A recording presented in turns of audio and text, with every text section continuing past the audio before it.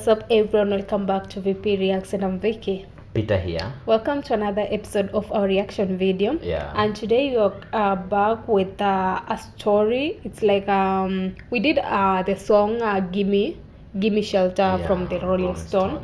And today we are back with the story behind that song. Yeah, because we had so many info about it on the comments. People are talking about it's about, I don't know, Vietnam War and all that. So today we are going to find out more details about story behind the song. So as usual, come along with us to the end. And this was courtesy of Dan. So thank you so much, Dan, for another amazing knowledge that you're about to explore with you guys. And we hope you will stick with us to the end. Exactly. Thank you for coming and enjoying this what we do here each and every day together with us. And consider that, guys, you can check on our description. There is a buy me coffee link that you can use to support us by requesting any of your favorite, maybe a song, a video, artist, or a band that you like to share with us or watch with us. Please do that request on our buy me coffee link, or even if you're a frequent supporter or a requester, you can check our Patreon community. It has serves the same purpose. It has different tiers, so check it, choose any tier that suits you, and we'll be so thankful for that. Without saying much, let's jump into the story behind the song Gimmeshelter. Gimmeshelter. Let's go.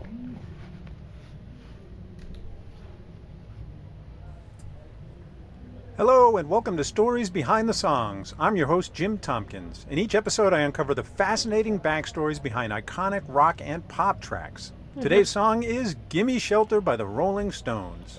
Gimmeshelter was the opening song from the Stones' 1969 album, Let It Bleed. It's my favorite Rolling Stones song, and it has an indefinable something about it that makes it so great. In this episode, I'll do my best to dig into exactly what that was, so let's get into the story. Okay. Gimmeshelter was mainly written by Keithrichards, the Rolling Stones' famous guitarist, and also with some help from his songwriting partner Mickjagger, who wrote a lot of the lyrics. Yeah. The genesis of the song came along as Keith was hanging out at his friend Robert Fraser's apartment in London in 1969. The apartment was decorated with Tibetan skulls, tantric art, and Moroccan tapestries. He was chain-smoking and drinking. He was also reportedly depressed at the thought of his girlfriend Anita Pallenberg filming a movie with Mickjagger, which included a number of sex scenes. His state of mind in that moment was a lot of doom and gloom. As he's sitting by the window, the sky went black and a huge rainstorm moved in. He saw people running for cover to take shelter from the storm, just running like hell, which gave him the germ of the idea. As he sat there strumming his guitar, lines began coming to him. A storm is threatening my every life today. I don't get some Later, shelter. when he and Mickjagger and the Stones worked on it, the song morphed into a dark narrative on all the violence and negativity of the era, particularly with the Vietnam War. From the words of Mickjagger, well, it's a very rough, very violent era. The Vietnam War, violence on the screens, pillage and burning. People objected and people didn't want to fight it. That's a kind of end-of-the-world song, really. It's apocalypse. The whole record's like that. What added to the darkness was the tragic situation with Brian Jones. Brian Jones was a founding member of the Rolling Stones, but in recent years he'd become less and less involved with the group due to drug use and other issues. After recording of the Let It Bleed album started, he was ousted from the band, then 3 weeks later found dead at the bottom of his swimming pool. What? This event happens right in the middle of the recording of the album. So you have the Vietnam War, the assassinations, the violence of protests, and the death of Brian Jones. These are all part of the back. Oh, okay, I can get now why the song could bring so much emotions and all that. Because Vietnam War, the assassinations, wars, and then the death of one of their member. Like, I can feel how the emotional and hurting this song meant to them. That's so. Drop as they're recording the album. This is all reflected in the lyrics of Gimmeshelter. Okay.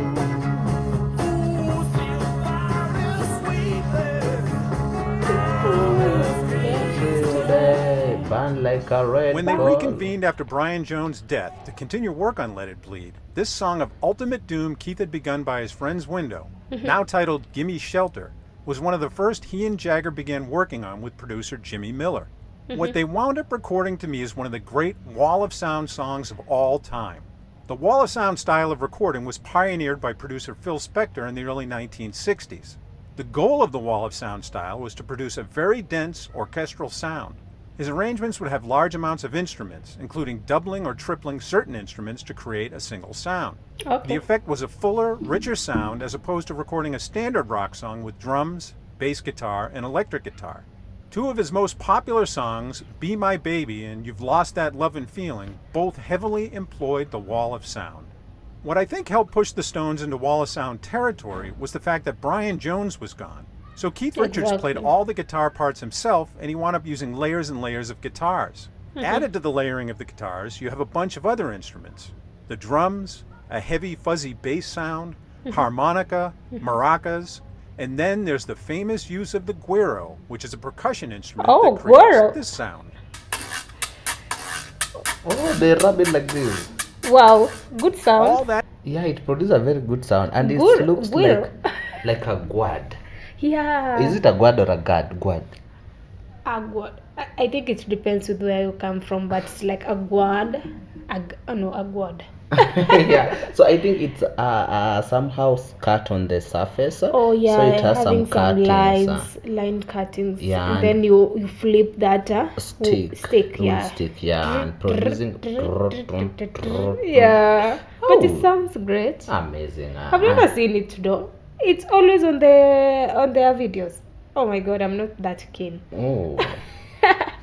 But they mentioned a couple of instruments. I don't know, the harmonica, guitars, drums, bass. And the producer also this added that he used to even triple that sound to make it one. Oh wow. Yeah, so maybe you play a guitar and he triple to be. Oh, that's his work though.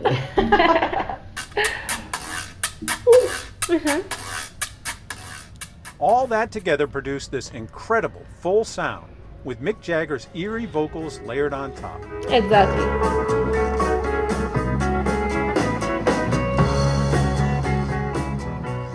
They record the song in the summer of '69 in London. Then a couple of months later in Los Angeles, they do the mixing. It was during the mixing that producer Jimmy Miller felt the record could use something else to give it a little punch, and decided on a female singing to provide harmony to counter mixed vocals. Jack Nietzsche of the Wrecking Crew fame was part of the production team, and he knew a backing singer in Los Angeles that maybe could help out. Her name? Mary Clayton. Mary Clayton had grown up singing in her father's church in New Orleans, and by 1969 has been a session backing singer who sung with artists like Ray Charles, Tom Jones, and Joe Cocker. They phone her up in the middle of the night, and at first she's like, "The Rolling who?" She didn't even know who the Rolling Stones were, much less have interest in getting out of bed to go down to record with them. What? But her husband, jazz saxophonist Curtis Amy, convinced her to go and do it. Okay. She puts some makeup on, throws a scarf around her curlers, fur coat over her pajamas. She's also pregnant, and she heads on down to the studio. She gets there, and they hand her these lyrics. Rape, murder, it's just a shot away. She was really taken aback. What is all this? But she agrees to do it. So they record her adding harmony to mix vocals, and then there's a solo vocal in the middle of the song. She does a take, and everyone thinks it's really good. Oh, an advert.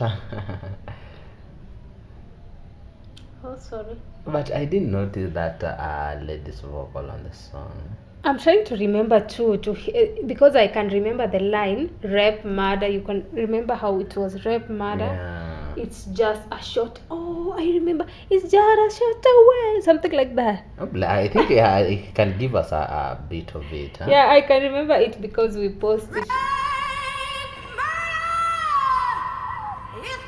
Shot away!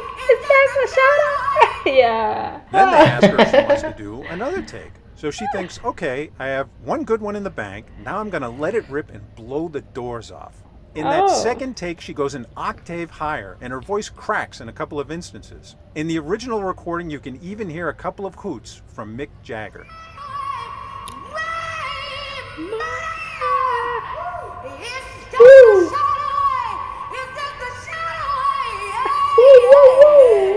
Oh, we didn't realize the with that wall of sound that the Stones created, and you get powerful magic.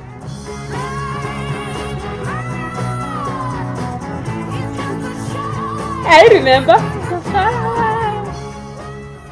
They finish up around 2 in the morning, and as Mickjagger said, you don't really know what you've got. Then you come in the next day and listen and go, bloody hell, that's good. Now the song is finished, and it's released as the opening track of the Let It Bleed album in early December 1969. Okay. The day the album is released in the UK is the same day that the Rolling Stones are performing as part of a free concert at the Altamont Speedway in California. Crowd. When organizing the concert, the crowd. producers decide to hire the Hells Angels to provide security, and the whole thing backfires in a horrible way. The Hells Angels wind up in a number of brawls with spectators. Marty Balin, the lead singer of the Jefferson Airplane, is knocked out cold while they're performing. And most infamously, while the Stones are performing, in a melee with a man named Meredith Hunter, who it turns out was wielding a gun, they stab him to death. The concert and the incident would be famously captured in the Rolling Stones documentary that took the name of this song, Gimmeshelter. Some people say that the Altamont concert tragedy was the day when the optimism and idealism of the 60s officially ended. And how ironic that that same gloomy, dim view is the overarching vibe of the song Gimmeshelter. The reviews of Gimmeshelter and the Let It Bleed album were unanimous. The International Times said it was the cleverest amalgam of powerful sounds the Stones have yet created. Newsweek called it ecstatic, ironic, all-powerful, an erotic exorcism for a doomed decade. And the author Ian Rankin wrote, it reflected the times, the end of the 60s and the hippy-dippy idealism. The Rolling Stones were there to see it turn a lot darker than people thought it would. From the peace and love of the hippies, to Vietnam going wrong, the rise and birth of the serial killer, and politicians being assassinated. The world seemed to be going to hell, and a lot of that is reflected in the lyrics as well as the sound. Exactly. Despite all that, the song actually ends on an optimistic note. The closing verse, sung by both Mickjagger with help from Mary Clayton, promises that love is just as possible as war. A kiss away. It's just a kiss away. It's just a kiss away. It's just a kiss away. Here are some other interesting facts about the classic rock song Gimmeshelter. Gimmeshelter was never released as a single, but as the opening track on Let It Bleed, it helped push the album to #1 in the UK and #3 in the US. It's to date the second best-selling album the Rolling Stones ever had, second only behind Sticky Fingers, and one of the greatest-selling rock albums in history. Oh, Sticky Fingers? Have we done that? No, you have not done Sticky Fingers. Oh, if this is the second one behind Sticky Fingers, how does Sticky Fingers feel? Because I'm so curious. It seems to be more huge, huh? Exactly. Yeah. On December 6, 1970, just a day past Gimmeshelter's one-year anniversary, the Rolling Stones released the Gimmeshelter documentary. The film follows the Stones on the last few weeks of their 1969 U.S. tour, and of course features the calamitous Altamont free concert. Mary Clayton recorded a version of Gimmeshelter herself in 1971, which can be heard on her self-titled album Mary Clayton. She also does a cover version of Neil Young's great racist anthem, Southern Man. In the 1980s, she moved into acting and had a regular role on the TV show Cagney and Lacey and played a maid in the movie Made to Order. Gimmeshelter has been covered by many artists, including the Goo Goo Dolls, Grand Funk Railroad, Sisters of Mercy, Patti Smith, Tom Jones, and Meatloaf. Meatloaf! Award-winning director Martin Scorsese has used this song in 3 of his films, Goodfellas, Casino, and The Departed. In 2021, Gimmeshelter was ranked at #13 on Rolling Stone's list of the 500 greatest songs of all time, and is pretty much a lock to rank high up in any list of the greatest rock songs ever produced. Wow. That wraps up the story behind the classic Rolling Stones song, Gimmeshelter. I hope you enjoyed it. If you did, please hit that like button and subscribe to the channel, and I'll be back soon with another analysis of a great rock and roll song. Wow. Thank you. Subscribe. Gimmeshelter. Yeah, just an amazing story, a touching one. Oh wow. I didn't the day we did Gimmeshelter, even for the second time, at least we got to understand the song much better about the war's assassination. But learning today about Mary Click, it was Mary Clige or Mary click. The backup singer. Backup singing. Wow, that was really interesting. You know, when we just listened to the song, I thought of it like it was just the Rolling Stones band alone. But I now get to understand way better that female vocals came from Mary. Exactly. But you know, you couldn't even guess that it's someone else because exactly. Mickjagger, is Mickjagger? Mickjagger. Yeah, Mickjagger usually does a lot magic. He can do magic. So I think I guess at the moment when you were doing the Gimmeshelter song, I thought that is just Mickjagger things to do that vocal type. But I remember we were saying like, oh, we love the backup vocals. Oh, that is just a short away, and it was kind of repeating every time. It's just a short away. It's just a short away. Yeah, that one. Wow. But at least knowing much deep details about what triggered or inspired the song behind Gimmeshelter, we were able to learn about the death of one of their band members. By the way, Brian Jones, and then the assassinations, the Vietnam Wars, and the serial killer in the event. You remember that? Yeah, in the event that they were performing. They were performing. It was. He said it had a lot of chaos and all that.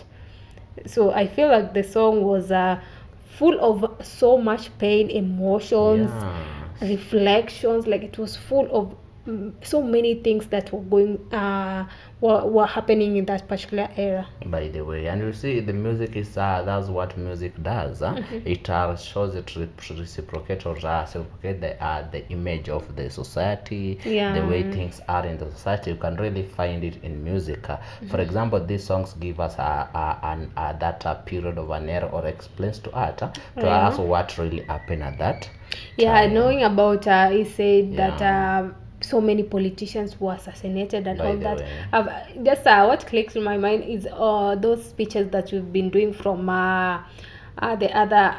I can remember Muhammad Ali. I don't know, Frank Malcolm and all that. So it just clicked my mind. Is it that era where the Malcolm X and the others were being assassinated? It just clicked my mind. Or it is not the same era. Kindly comment below. But I think what you guys were experiencing back then in 60s is the same era we are in now at our place. Oh, by the way, I think it reflects like 70% of our era today. 70% of our era today is really chaos here, guys. Not even chaos, but I think it reflects more of the politics era. Not even assassination, leave alone the assassination, because we've not experienced that much, but things like abductions, all that, then police brutality. Like I think it also reflects that. But maybe you forgot like a month ago a member of parliament was killed on a street on a traffic jam, who was shot. But it comes with a view of no one wants to accept the blame, but at that moment you could hear that you will be killed, like in public or something. So guys, I think that's the difference. Ours are doing it behind the waters. Behind the waters. That's a direct translation. Like they are doing it underwater. How will I put it? Like they are doing it like it's something they're hiding. They will hide from us, and then they will maybe take a blame on someone else. They will try to address someone else to blame their death on this person, but in reality, it is the government doing that. But they just kill each other themselves. Like they bite each other. They bite themselves. But they bite their tail. Okay, that was just behind.